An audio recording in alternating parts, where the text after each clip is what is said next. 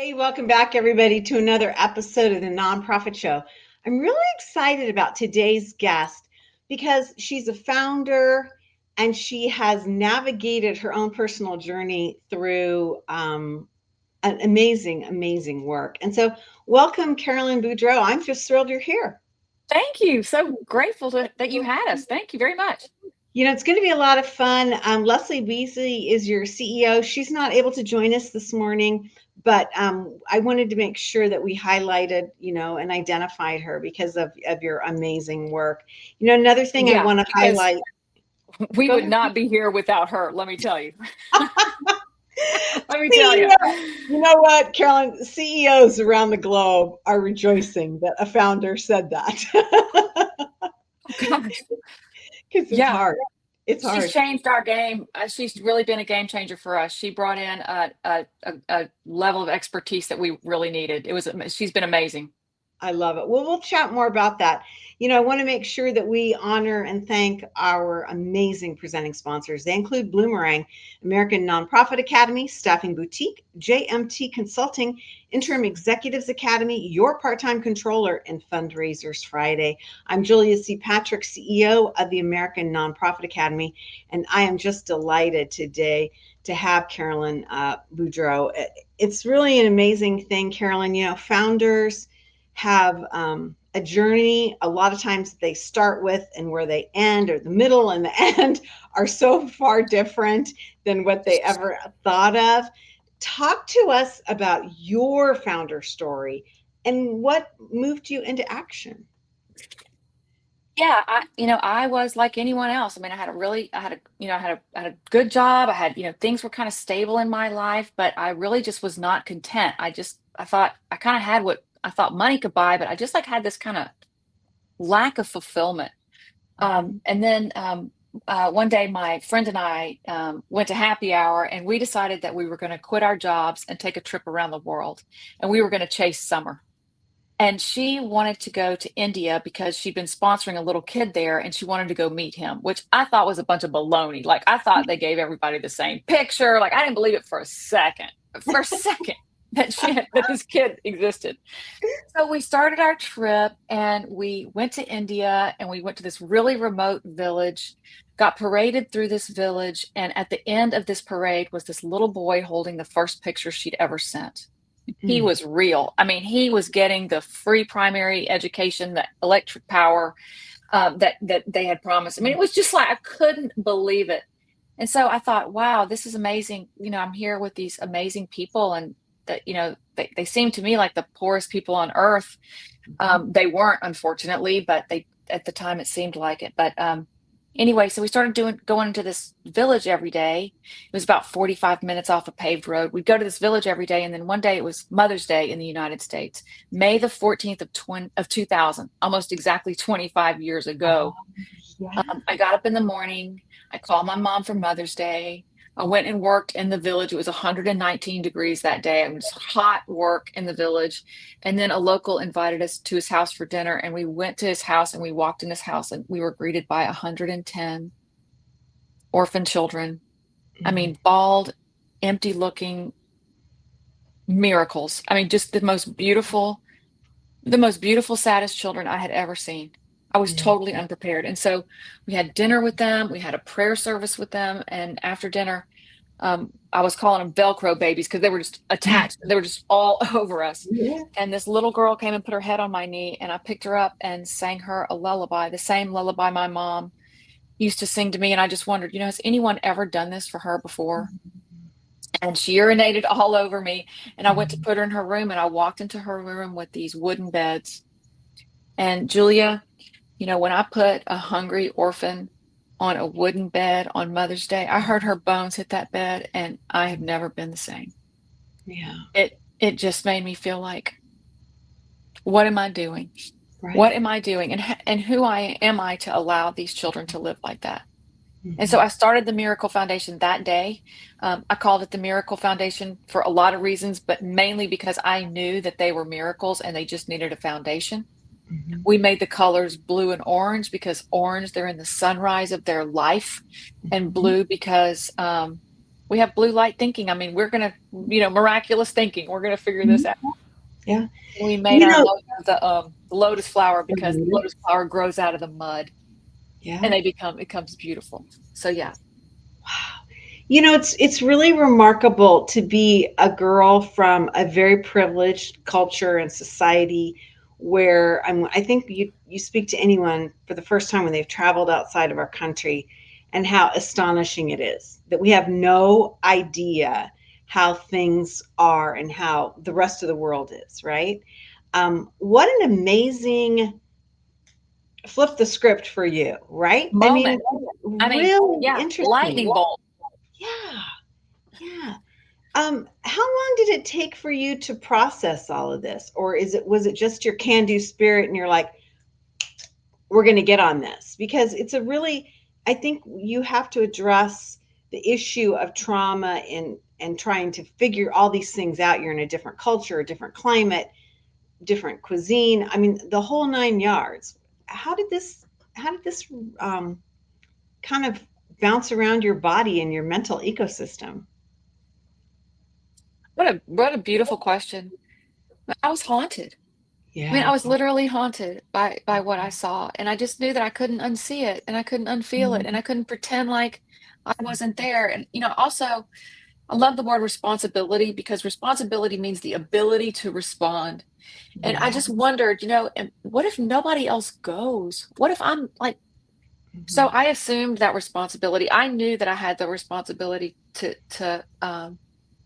the ability to respond. And so I did take that. And then I also kind of made like a kind of wink wink deal with God. It's like I will do my part, but if you don't do your part, Yeah. then I'll quit. And I just have always kind of just had the thing. It's like if it works, I'm going to keep going, and when it doesn't work, I'm going to stop. And Mhm. it doesn't always work. I mean, it's actually been a series of failures, but Sure. I just, like I said, I just can't pretend I didn't see it. I can't pretend they don't live like that. Right, right. So then you have this, like, I'm going to use the word transformative experience. You're a young woman who probably never thought in throughout her lifetime she would ever be involved in anything like this. You come home. Talk to us about how you then could communicate to something that's so profound to people that have no idea that this exists, and then you start to build up your foundation. What did those early years look like for you? They could not have been easy. They weren't easy. Well, we started as an international adoption agency. I thought, well, let's just get them adopted. I mean, good Lord. I mean, they're babies and they're beautiful. And who doesn't want to parent an angel? And so I thought, let's just start off as an international adoption agency. And I spent 3 years and pretty much my life savings on, license after license after, I mean, it was just this. And then, I got to India the second time. I had referrals. I had families that wanted to adopt. And I got to India for the second time and I went and visited all those 6 children. And I found out that most of the children in these institutions, and there were thousands of them, thousands and tens of thousands of children I saw on that second trip. And it's like, where's their adoption? I mean, a Mhm. successful international adoption agency adopts 20 children a year per country. So it's Oh, like, I mean, this is just not going to scale. And it was at that time I just had to decide, okay, what is the stake in the ground? What are we doing? And mhm, that's when we decided that we were going to empower children to reach their full potential where they were, just like mhm. in those orphanages, going into existing orphanages and raising the standards of care and taking care of the kids that weren't available for adoption. Because the ones that were available for adoption were worth their weight in gold. And the ones that weren't Yeah, seemed to be languishing. yeah, And yeah. so Wow. and so You know, when we made that decision, I came back to the United States, pulled all my friends and family in a meeting. And, I actually met them. I pulled everybody to my gym. My gym said I could help. Pulled everybody to my gym, and I just said, "This is what we're doing. Are we going to live our lives like other people's children are not our problem, or are we going mhm, to live our lives like all children matter? mhm. That no matter where they live, they're of equal value. No matter who birthed them, they are of equal value. Who are we going to be?" And Right. that was really the beginning of Miracle Foundation 2.1, 2.0.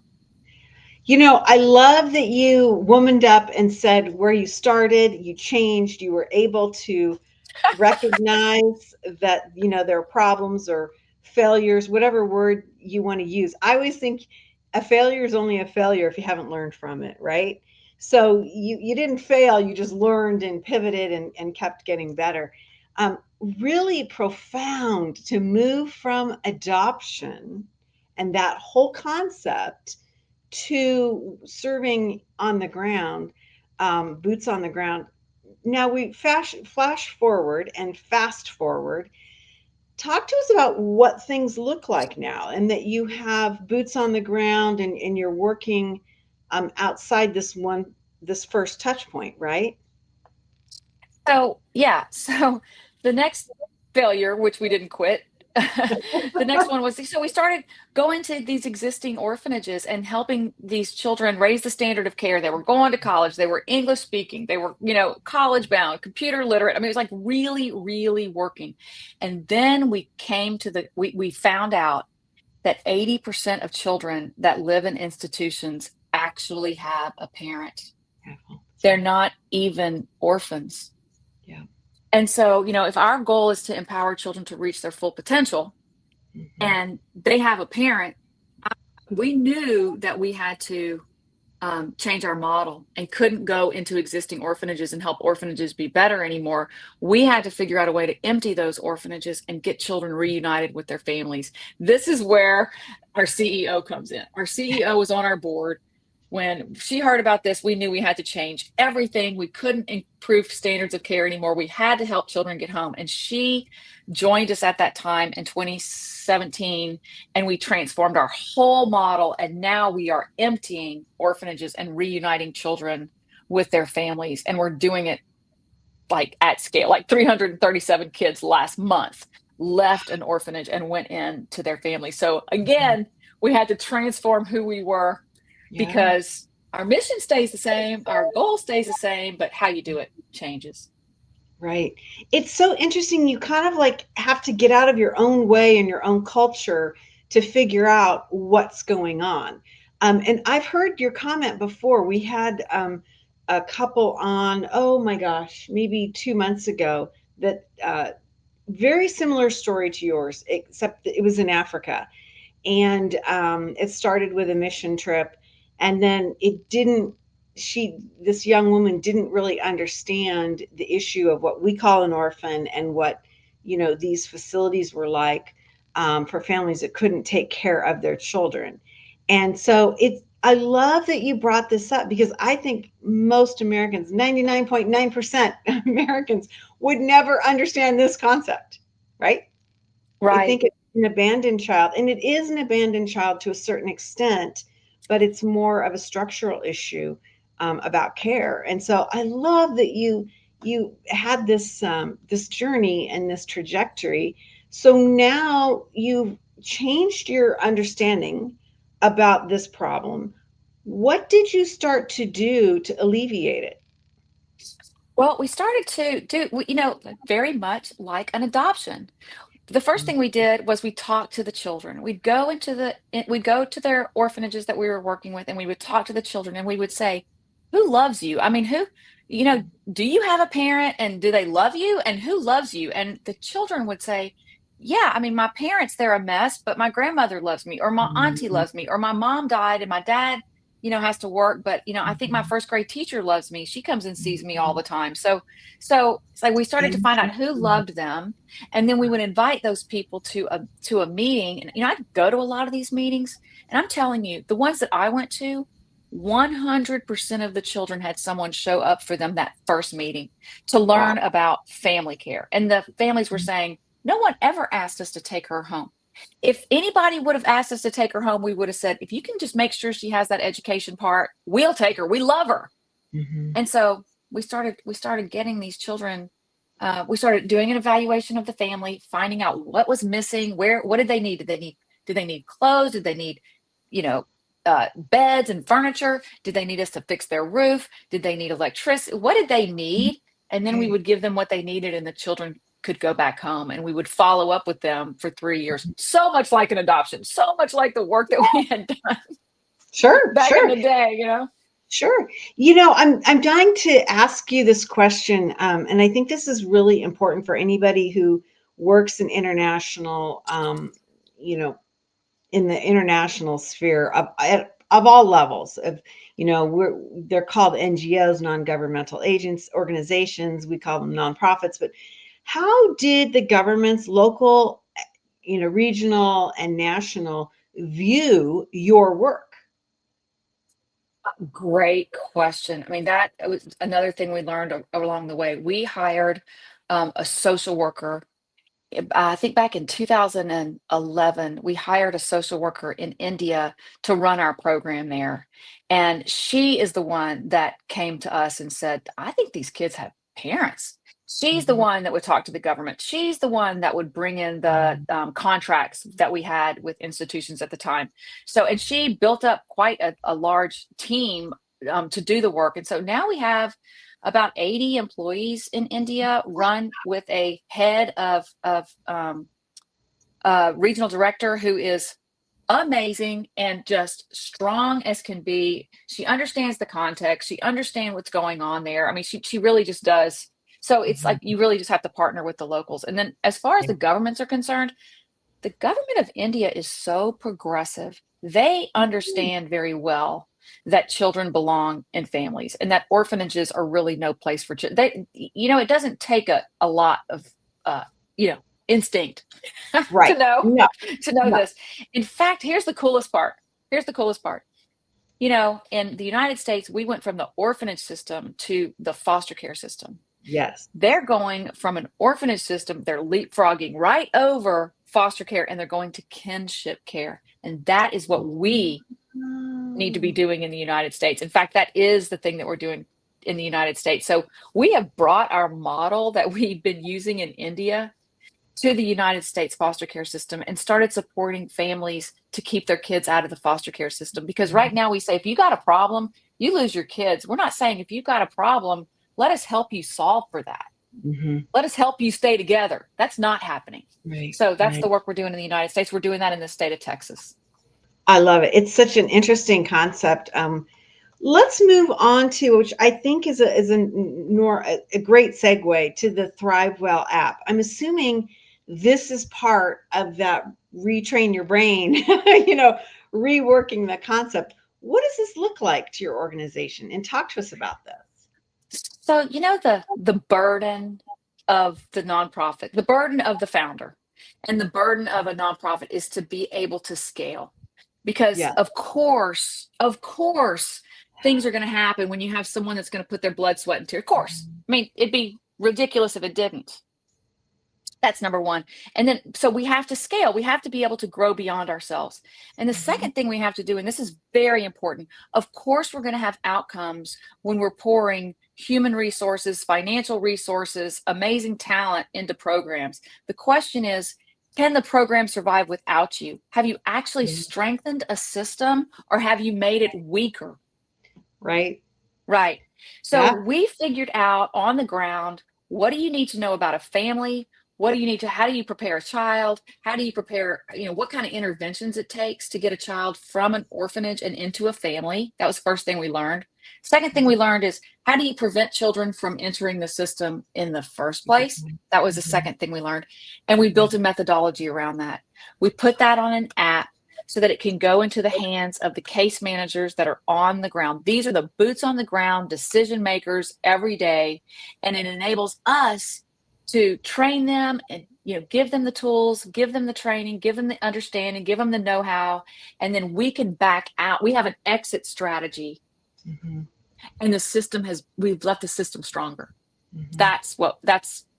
That's the secret sauce. Wow. So you've gotten this into the hands of, you said you have 80 folks working for you, working with you just in India? We've gotten this into the hands of 30,000 case managers in India. So Mm. people that work for the states, that work for the government, they're the ones on the ground. They're the ones using the methodology. That's Mm. that's who's using it. And in the United States is the bet. Our bet is on the case managers. Our bet is, Yeah. if you can if you can take care of the case managers, give them Yeah. what they need. These are master's degree social workers. I mean, these are no dummies. These are not people that, don't understand that children belong in families. These aren't people that like pushing paper. These are people who like to get on the ground and be with the people. So Mhm. that's who we bet on. It's And it's really an interesting working. thing.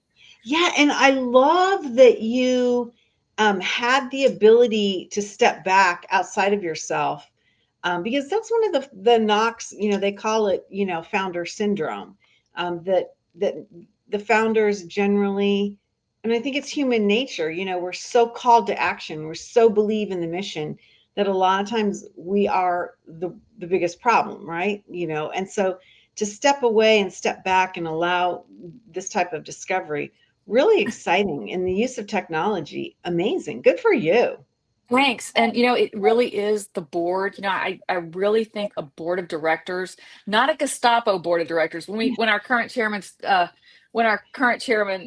joined us, he's like, we're not going to have a Gestapo here. We're not just like, we're not just checking off the box of everything that you say. We're not doing that. I was like, I don't want that. So it's really Right. helped to have a board culture Yeah. that second guesses and culture and, really Yeah. challenges and then brings that business acumen to the table, that scalability, the technology, the Yeah. vision. It's just been great.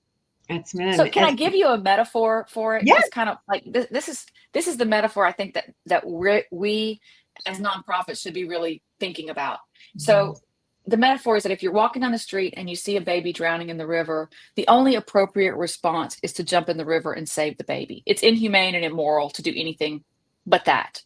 But what Mhm. happens is then you see another baby in the river, you save that baby, you see another baby in the river, you save that baby, and we're all so busy saving the babies in the river that we don't look up and see why are they in the river in the first place. Right. Why they And fallen in? that's the work of systems change. Mhm. That's the work it's not as sexy. Donors really love it when you want to, how many backpacks, how many Mhm. meals, but the work is really at the bridge level. The work is like get them out of this, keep them out of the system in the first place. That Mhm. is what I think nonprofits are being called to do nowadays. It's such an interesting concept because I feel like listening to you, you've had you've had a phenomenal self-discovery, period of self-discovery, where you had to refine and revise your own personal opinions and your from your culture and being an American girl. Then you've got to come back and you have to communicate that to donors, board members, people that will have never gone to where your service area is. That's got to be an incredible challenge. And the last amount of time I have with you, I was going to ask you questions about USAID, but I think I'd like to maybe explore this a little bit more because I think this is one of the problems that we have in the nonprofit sector is trying to bring our leadership into the realities of service when they may never, ever, ever be faced with any of the conditions or the locations with which they serve. How do you navigate that? Oh, that's such a beautiful question. I used to think I was really going after rich people. I used to think, let me just find some rich people. You know, says everyone, Carolyn. it's so not true. You're not looking for rich people, you're looking for souls. You Yep. look for people that really understand that we all want three things in life. We all want to love and be loved. We all want our families to be healthy, happy, and taken care of. But we really all want our life to make a difference. We Yeah. want to do something bigger than ourselves. I would say, the people that we're looking for, they're trying to do something bigger than themselves. That's Mhm. who you partner with. That's who you Mhm. lean into, regardless of their socioeconomic background, regardless of their whatever Mhm. location. And so, you're looking for souls. You're looking for Mhm. hearts. And our thing was, we were looking for people that had to fight for their own identity or someone else's. We find that to Mhm. be a really great group of people to go for. So think people in the LGBTQ community, they've had to fight for their identity. Any people that have suffered, empathy comes from a Empathy. lot of times from suffering. So, Yeah. people that have had that hurt. Mhm. Mhm. Yeah. It's so interesting. I love that you said, if I could find, some rich people. I hear this all the time. And it's just, Yeah, wow. I And love that it's you not that said there that. aren't rich people that have that. Obviously, we wouldn't be in Oh, existence in this, nonprofit world today if they weren't. But yeah. really, it's like I mean, a lot of the people that, are givers are people that just want to make a difference with their life. And who doesn't want to do that? I mean, what are Right. you doing with your life? You're that's what you're doing. You're making a difference. Well, thank you. I think that it's really an amazing thing to look at across the landscape and realize that we live in such a philanthropic community, and we work so hard, and I would say nation and a culture of philanthropy, but we get it wrong, right? I mean, it's not perfect. We get it wrong, and we're having to refine and retune and all of these things. And so it's an interesting exploration. I think that's why I'm so drawn to your story, Caroline, because it's what you started with, and the visceral emotional impact of that first time in India wasn't revealed to really what it all was.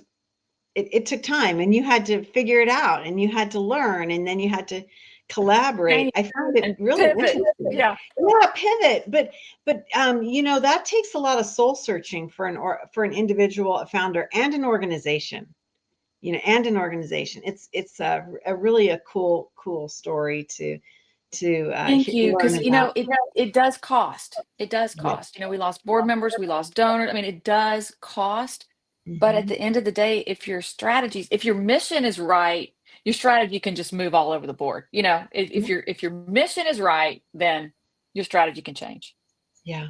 Well, Yeah. and times change. I mean, my gosh, you had to weather the Yeah. storms of a global pandemic, and certainly the government of India has been changing. There's a lot of change on this planet, and just the technology alone, right? Yes. I mean, and the way that you can really just really make some transformations. I mean, there will not be orphanages by 2040.